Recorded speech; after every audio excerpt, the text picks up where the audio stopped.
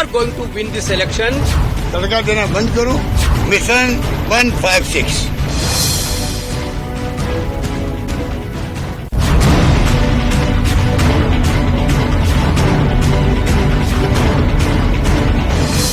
चुनावी साल कांग्रेस के एकजुटता के दावे पर सवाल। We are going to win this election comfortably. We are very sure.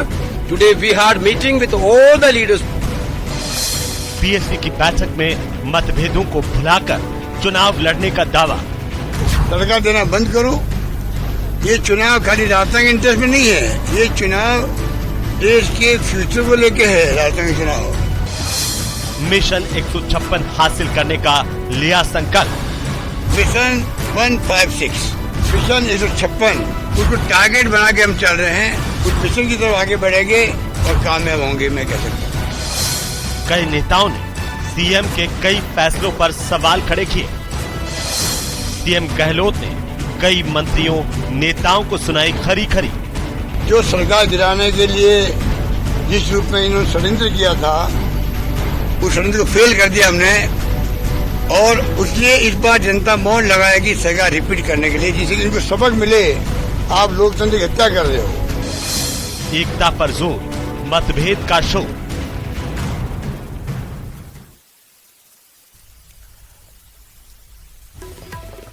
नमस्कार, वीकेंड की बिग डिबेट में आप सभी का स्वागत। मैं हूं आपके साथ हेमंत कुमार। आज का मुद्दा एकता पर जोर, मतभेद का शोर। विधानसभा का चुनाव और सर पर है और तैयारियों को लेकर के लगातार दोनों पार्टियों के साथ साथ बाकी अन्य पार्टियों में भी तैयारियां जोरों पर हैं। और कांग्रेस पार्टी में तैयारियों पर चर्चा के लिए गठित पॉलिटिकल अफेयर्स कमेटी की पहली बैठक में सीएम अशोक गहलोत ने कई मंत्रियों और नेताओं को खूब खरीखोटी सुनाई। कांग्रेस के वॉर रूम के बंद कमरे में हुई चर्चा के दौरान जहां कई नेताओं ने सुझाव के बहाने मुख्यमंत्री गहलोत को उलाना दिया, तो वहीं सीएम ने भी नेताओं को खूब खरीखोटी सुनाई। बैठक के दौरान कैबिनेट मंत्री प्रताप सिंह खाचरियावास, पूर्व मंत्री रघु शर्मा, पूर्व सांसद रघुवीर मीणा, राज्यसभा के सांसद नीरज डांगी खासतौर पर मुख्यमंत्री के निशाने पर रहे। अब सवाल इस बात को लेकर के उठता है कि एकजुटता के दावों के बीच में क्या कांग्रेस में सब कुछ ठीक है? इसी मुद्दे पर आज करेंगे चर्चा। हमारे साथ खास मेहमानों का पैनल है। मैं आपसे उनका रूबरू करवा दूं, परिचय करवा दूं। आपको बता दें कि आज इस चर्चा के लिए हमारे साथ में खास मेहमान जुड़ चुके हैं, जिनमें सुरेश गर्ग साहब हैं, भारतीय जनता पार्टी के नेता, प्रतीक सिंह हमारे साथ हैं, कांग्रेस पार्टी के नेता, मिथिलेश जैमिनी हमारे साथ हैं, वरिष्ठ पत्रकार के तौर पर, और निरंजन पोद्दार हमारे साथ हैं, राजनीतिक विश्लेषक के तौर पर। आप सभी का बहुत स्वागत। और सबसे पहले शुरुआत जैमिनी साहब आप ही से करेंगे। देखिए, दावे दोनों ही तरफ से यह है कि एकजुटता है, मतभेद नहीं है, लेकिन क्या आपको लगता है कि पीएसी की बैठक में जिस तरीके से मुख्यमंत्री अशोक गहलोत ने नेताओं को, मंत्रियों को खरी-खोटी सुनाई, उसे लगता है कि सब कुछ ठीक भीतर खाने कांग्रेस के नहीं है? हेमंत जी, जो सीएम साहब का एक्शन रहा उससे ये लगा कि कहीं पर निशाने और कहीं पे नजरें और कहीं पर निशाना उन्होंने साधा। और जिस तरीके से मारवाड़ी में कहा जाता है कि जब घूंघट में बहू होती है तो बहू अपने जो बच्चा होता है उसको इसलिए पीटती है कि ससुर तक मैसेज चल जाए कि ये गलती कर रहा है। तो इसमें अगर आप देखेंगे, अध्ययन करेंगे कि जो नीरज डांगी हैं वो किसके खास हैं? अशोक गहलोत जी के। रघुवीर मीणा किसके खास हैं? अशोक गहलोत जी के। तो उनको डांटने के पीछे जो एक असली मंशा है, वो मंशा साफ है कि जो उनके, जिनके कारण उन्होंने बाद में पीड़ा भी झलकाई कि मेरी सरकार को गिराने वाला, यानी वो व्यक्ति के ऊपर उन्होंने कहीं न कहीं तंज कसा कि इन्हीं लोगों ने ले लेना दुपट्टा मेरा। जिस तरीके का गाना है उसी तरीके के, उसका चेहरा देख के उनको घटनाएं, वो फ्लैशबैक में चले गए कि किस तरह उनकी सरकार होटल में रही थी और तमाम चीजें, और फिर उनका गुस्सा फूट पड़ा। रघु शर्मा और प्रताप सिंह खाचरियावास कभी किसके खास थे? सचिन पायलट के खास थे। तो लेकिन कुल मिलाकर अशोक गहलोत जो सरकार को रिपीट कराने के लिए एक पॉलिटिकल नैरेटिव सेट कर रहे हैं, उस मामले में बीजेपी से आगे हैं। देखिए, मोदी जी भी कहीं भी सभा करने जाते हैं तो एक दो गलती चला के करते हैं, जैसे चर्चा रहे। वैसे ही उसी ट्रैक पर कुछ ट्रैक पर अशोक गहलोत दिखे कि वो तमाम, उनको पता था कि मीटिंग के बाद क्या होना है, चर्चा होनी है, तो चर्चा होना भी जरूरी है।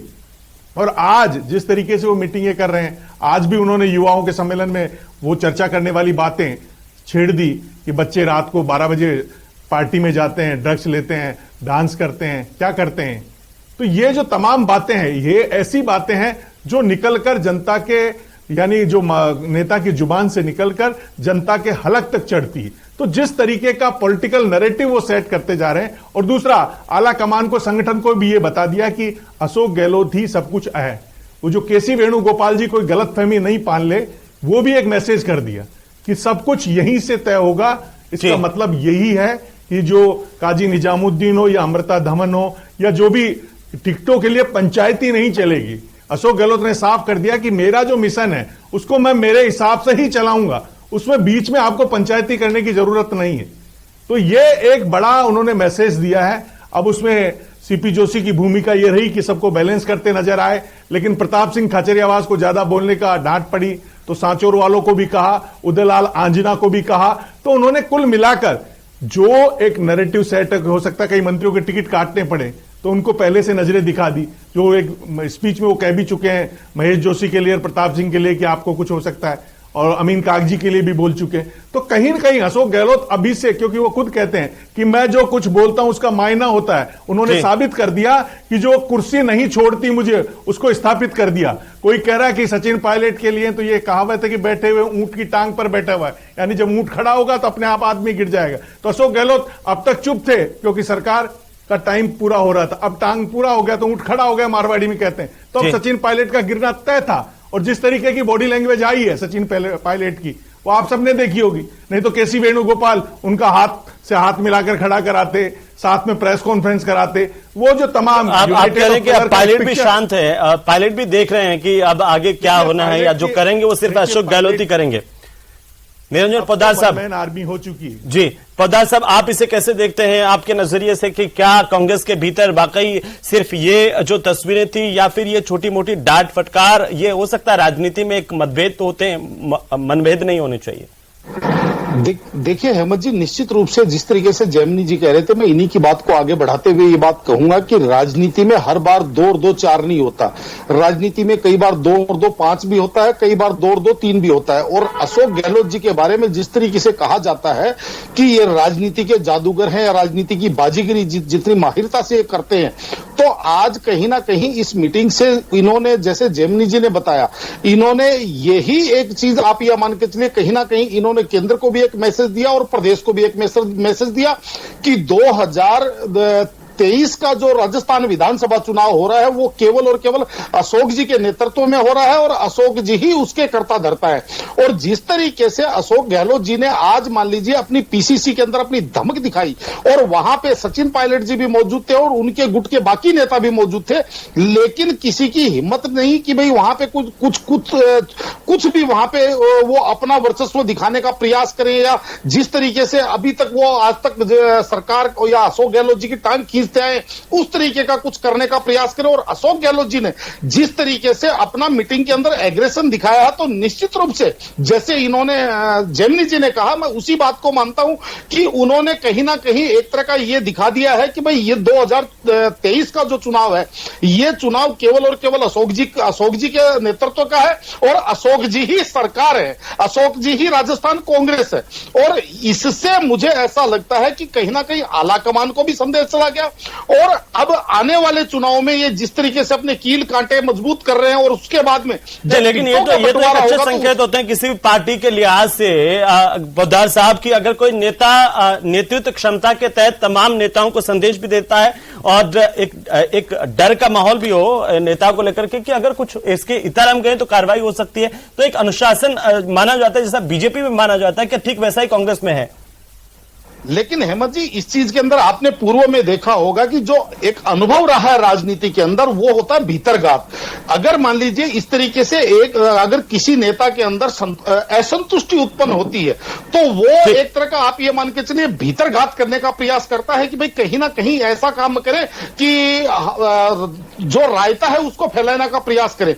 अब सचिन पायलट जी के ऊपर यह निर्भर करता है कि सचिन पायलट जी इस चीज को किस तरीके से लेते हैं, क्योंकि 2018 के विधानसभा विधानसभा चुनाव के अंदर जिस तरीके से उन्होंने बढ़ चढ़ करके और जो उनके जो प्रभाव क्षेत्र वाले जो क्षेत्र हैं वहां से उन्होंने अपने आप को समझ लीजिए कांग्रेस को वहां से बेहतर नहीं उन्होंने पार करवाई। अब सचिन पायलट जी और सचिन पायलट जी के जो समर्थक हैं वो उतना ही प्रयास और उतनी ही स्वेच्छा से और उतनी ही ऊर्जा से काम कर पाएंगे या नहीं कर पाएंगे, ये भी तो एक नुकसान का एक वो हो सकता है इसके अंदर। प्रतीक जी क्या वाकई पार्टी में ये जो तस्वीरें आती है, ये जो बातें सामने आ रही है, वो इस बात का संकेत है कि देखिए मतभेद हर जगह हो सकते हैं, हर पार्टी में हो सकते हैं, लेकिन मनभेद नहीं है, या फिर इससे इतर भी कुछ है?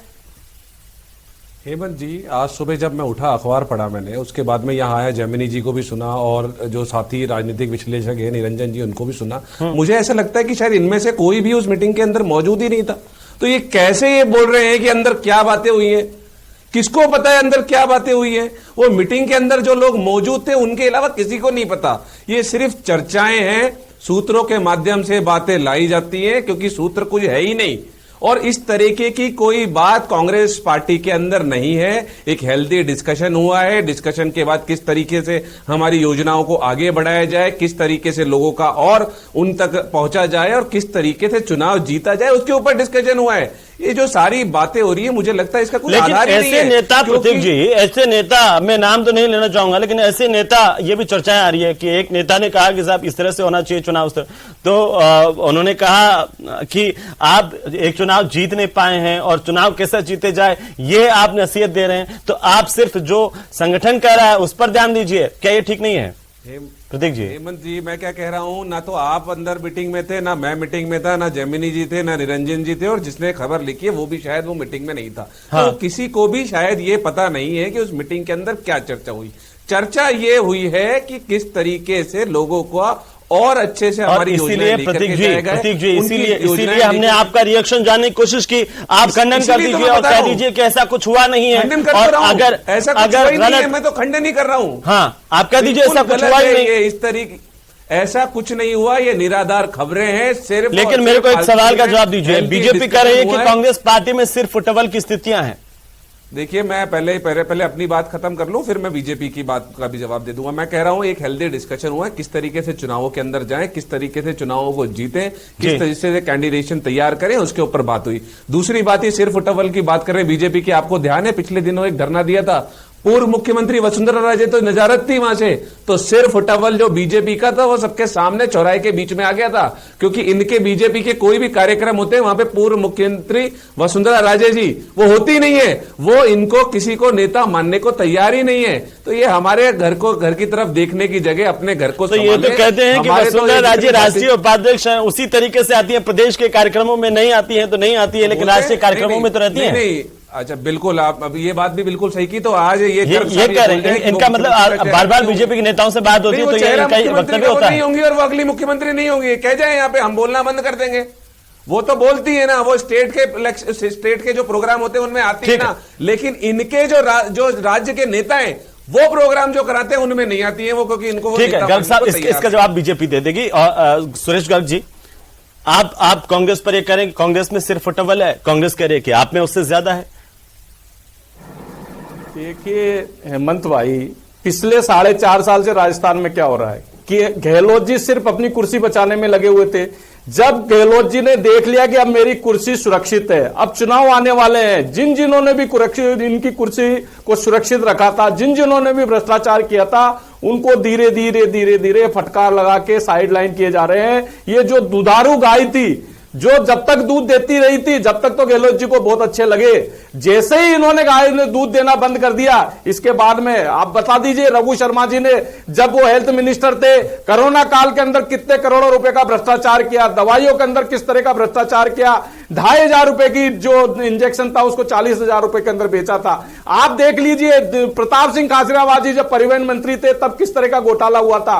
तो आप देखिए कि पहली मीटिंग के अंदर ही इनके आपस में सर फुटबॉल हो चुका है और आला कमान को तो ये मानते ही नहीं है। हमेशा गहलोत जी ने आला कमान को ताला कमान माना है। आला कमान गहलोत जी के सामने बेबस रहता है। हमेशा ये आया है कि कांग्रेस ही गहलोत है, गहलोत ही कांग्रेस है। ये राजस्थान की स्थिति है और ये जनता देख रही है कि जनता ने पिछले 4.5 साल से किस तरह से राजस्थान में भ्रष्टाचार अराजकता का माहौल देखा है, वो आपको सामने है। जिन्होंने भ्रष्टाचार किया उनको डांटा भी जा रहा, पुचकारा भी जा रहा, कुर्सी से संभाला भी जाता है, लेकिन जनता को इससे बहुत बड़ा नुकसान हुआ है। आज हेमंत जी, आज जनता यह जानना चाहती है कि जो 2018 के अंदर जो चुनावी वादे करके गए थे वो वादे आज तक पूरे नहीं हुए।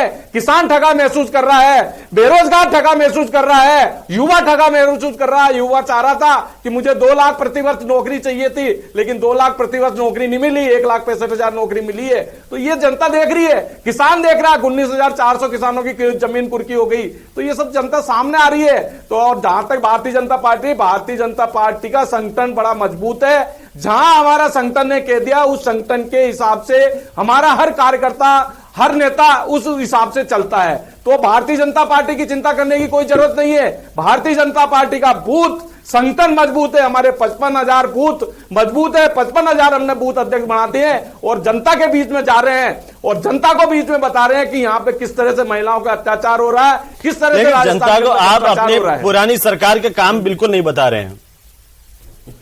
क्यों नहीं बता रहे हैं? मैं हेमंत जी बता रहा हूं ना, 4.5 साल से हुआ केंद्र की योजनाओं को लेकर के जनता के बीच में जा रहे हैं। तो ये कह रहे हैं, इसी आधार पर कांग्रेस कहती है कि आप में ज्यादा है। अब तो ये क्या प्रतिस्पर्धा है क्या कि किसमें ज्यादा सिर्फ डबल है? एक योजनाओं की भी सुन लीजिए मेरे से। एक वो आरोप लगाए, उनका जवाब दे रहे हैं प्रतीक जी। 1 मिनट। हाँ, मैं जवाब दे रहा हूँ। बिजली के बिल देख लीजिए आप, जो 6,500 रुपए प्रति यूनिट 2018 में होती थी, 12 रुपए 40 पैसे प्रति यूनिट बिजली की हो गई। जो पेट्रोल डीजल के अंदर वेट था उसको बढ़ा के इन्होंने दे दिया। अरे भाई 2018 के अंदर हमने जो पेट्रोल डीजल आप बिजली पर कह रहे थे, आप बिजली पर कह रहे थे कि आप बिजली पर कह रहे थे सरचार्ज हटाइए, ये लूट खसोट है। उन्होंने सरचार्ज हटा दिया है। अब तो स्वागत कीजिए उनका। प्रतीक जी किस तरह से हो रहा है, महिला अपने आपको सुरक्षित मानना चाहती है। आप चुप कराएंगे तो मैं बोल पाऊंगा। सुरेश जी हो गया आपका।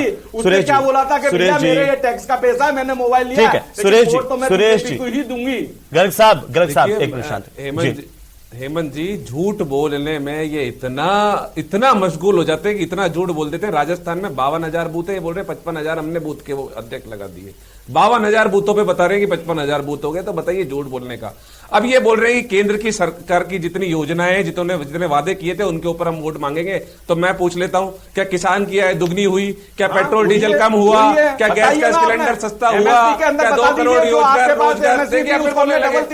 क्या 2 करोड़ रोजगार प्रतिवर्ष किसान सम्मान निधि काला धन आ गया है? किसानों को हमने आय डबल कर दी है, कम हो गया हमने है, पेट्रोल डीजल में साफ हो गई है, दिया था वो रेट कम कर दीजिए।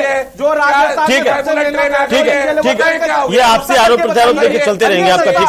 ठीक है जैमिनी साहब वापस से आपके पास आता हुआ। जैमिनी साहब, आपने दोनों की बातें सुनी है। ये कांग्रेस कहती है बीजेपी में ज्यादा सिर्फ फुटबॉल है, बीजेपी कहती है कि कांग्रेस में हमसे ज्यादा है। पिछले दिनों प्रधानमंत्री नरेंद्र मोदी ने राजस्थान के सांसदों की बैठक ली, लेकिन उनके बात बाहर निकल के नहीं आई और खुद मुख्यमंत्री ने कहा कि अभी हमारी बात 4 मिनट बाद आ जाएगी। और वहीं की वहीं वो सीपी जोशी साहब और वो सब एक कमरे में बैठे थे और चैनल पर खबरें चलने लग गई। तो ये बताती है कि आपकी पार्टी में डिसिप्लिन क्या है। और ये जो खबरें छपी है, देखिए सारा मीडिया झूठ नहीं बोलता। आपके मंत्रियों ने बताया है, आपके मंत्रियों ने बाहर आके बताया है। जैसे देखिए तमाम आप देखिए, आप राजेंद्र गुड़ा के लिए कहते थे, आपका मंत्री था ना, राजेंद्र गुड़ा ने लाल डायरी लाया ना। आपके डिसिप्लिन कहां से आ गया? कांग्रेस में डिसिप्लिन कब से आ गया? लाल डायरी कहां से आ गई? डिसिप्लिन होती तो कहां से आ गई? राजेंद्र गुड़ा से तो वो आपका ही तो मंत्री था। डिसिप्लिन का है, उनसे जाकर के पूछो। देखिए आप डिसिप्लिन, जो कांग्रेस में डिसिप्लिन की कमी है। और कहीं कहीं मुख्यमंत्री अशोक गहलोत चाहते थे, मुख्यमंत्री अशोक गहलोत चाहते थे कि खबरें लीकेज हो और प्रमुखता से छपे। जिस हिसाब से मीडिया मैनेजमेंट हो रहा है, उनकी इच्छा के बिना इतनी बड़ी बड़ी खबरें नहीं छपती अखबारों में। वो चाहते थे खबरें छपे और तमाम संगठनों को ये पता लगे कि अशोक गहलोत जैमिनी साहब जो कांग्रेस के तौर पर जैमिनी साहब, अगर प्रतीक जी खंडन कर रहे हैं, वो कह रहे हैं कि ऐसी कोई बात ही नहीं है।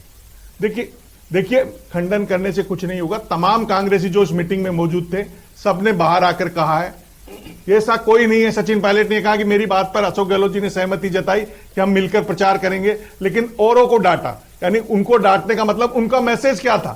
तो एनालिसिस करने का तो मीडिया को हक है ना, उसको भी छीन लोगे तो वो तो हक है, उस हक को तो आप पूरा करोगे।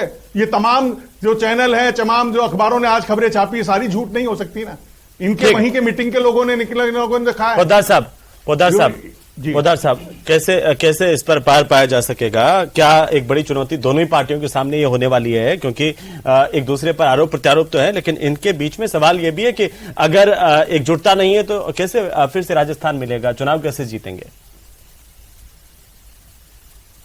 करें या कांग्रेस की बात करें तो वहां पे राजस्थान कांग्रेस में भी और राजस्थान बीजेपी में भी कहीं ना कहीं नेताओं के अंदर जितना मतभेद, मनभेद और जितनी आपस में एक हिसाब से समझ लीजिए मारकाट चल रही है राजनीतिक रूप से, वो किसी से छुपी नहीं है। लेकिन यहाँ पे एक फर्क होता है। भारतीय जनता पार्टी का आला कमान जिस तरीके से मजबूत है और आला कमान की धमक है, और आप ये चीज समझ के चलिए कि भारतीय जनता पार्टी का आला कमान के सामने किसी की आंख तरेड़ने की या आंख दिखाने की हिम्मत नहीं होती।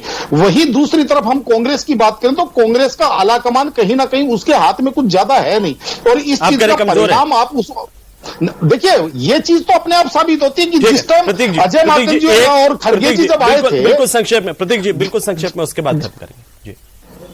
प्रतीक जी, देखिए, मैं ये कहना चाहूंगा, जितने भी जो आरोप लगाए जा रहे हैं वो निराधार है। जो बातें अंदर किसी को पता ही नहीं है अंदर क्या बात हुई है। अंदर बात ये हुई है कि हम किस तरीके से अपनी योजनाओं को आगे बढ़ाएं, किस तरीके से गरीब कल्याण की बात करें, वो सारी बातें हुई है। जो मिथिलेश जी या निरंजन जी जो बोल रहे हैं, ऐसी कोई बात नहीं हुई, ये निराधार है। इसके अंदर तो आप ही के नेताओं ने आकर के बाहर आकर के कहा। फिलहाल बहुत शुक्रिया, नाम बताइए ना, किसने बोला, बताइए नाम के लिए, आप सभी का इस चर्चा में शामिल होने के लिए। कुल मिलाकर के कांग्रेस के भीतर से भी इस तरह की आवाजें हैं, बातें हैं, और बीजेपी के भीतर से भी इस तरह की आवाजें और बातें हैं। एक दूसरे पर आरोप प्रत्यारोप भी है कि आखिरकार आपके यहां पर फूट है, हमारे यहां पर कम फूट है। लेकिन सबसे बड़ी बात तो यही है कि जनता के बीच में जाते जाते जिसने अपनी फूट को पाट लिया वही सिकंदर होगा राजस्थान का। तो यह देखना अभी बाकी और राजस्थान की जनता तय करेगी। बहुत शुक्रिया, आप देख रहे थे डिबेट। नमस्कार।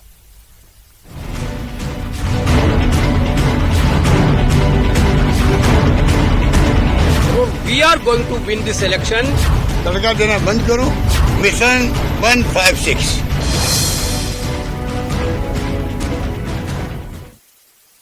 Channels, 15 language. देहरादून और नैनीताल समेत